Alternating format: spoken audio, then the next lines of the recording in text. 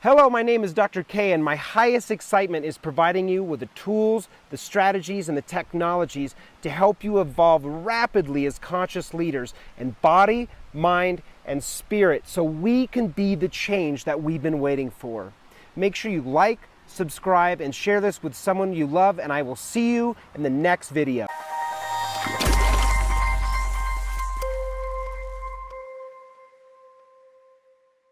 Hello, this is Dr. Kirkendall, and I'm talking to you today from the Redwood Forest here in California.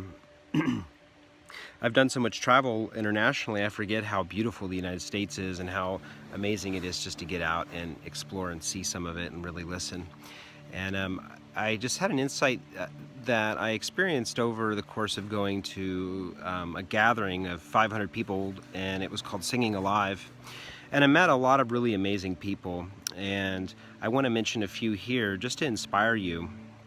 And what I noticed, the common thread with all three of these individuals I'll talk about is they have this acceptance. They have a communion with themselves and with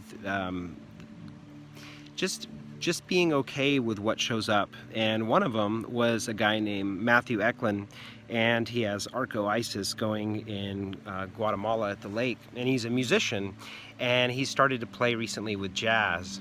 And I heard his first jazz compilation, and he starts to play it, and it's very beautiful and technical, and then he starts to sing about French toast. Just give me another piece of that sweet, sweet French toast.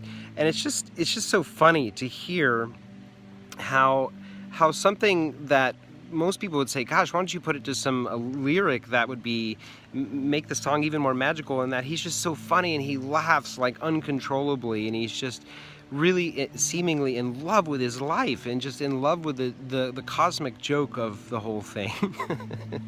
So he's really inspiring. And I met another woman who had a 20-acre food farm, and all of the things that most people that are, quitting their job and following, their own path and their own way of creating and relating and creating abundance in the world.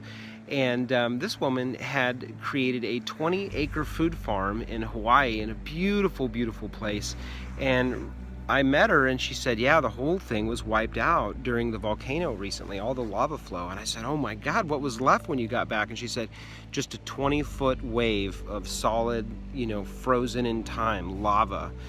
And she's like, but you know what? I'm really grateful that it happened, because it really pushed me to go and start to explore deeper, because I'd actually gotten to a point where I had that and I just felt like there was something else. And I just thought that was really magical, the way she was talking about it. And then I met finally this cute little adorable girl that was probably 5 years old, and she had broken her arm on the swing at this event. And I walked up to her and I said, oh no, what's going on with your arm? She's like, oh, it's broken. I was like, so it's like broken? And she's like, oh, it is so broken. My arm is terribly broken. But she goes, you want to know what the good news is? And I was like, yeah, sure. And she said, well, that they said it broke in the best possible place, and that, so I'm just really grateful that I broke my arm.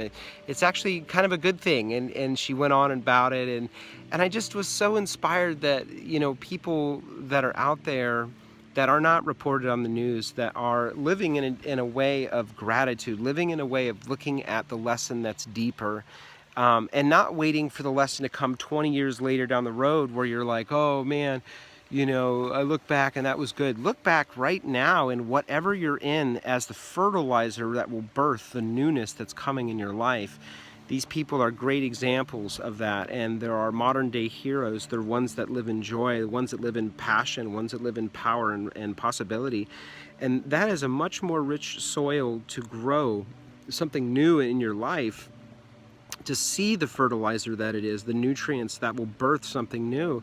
It's such a more powerful way to live than a way of, oh, this is terrible and why is this happening? And then wait 20 years, oh man, that's why that happened. Don't wait. See the magic instantaneously. Open up to the magic that is all around us, and each one of these experiences are really, they're just a birth of the newness. And you look back and you say, wow, that was really amazing 20 years ago.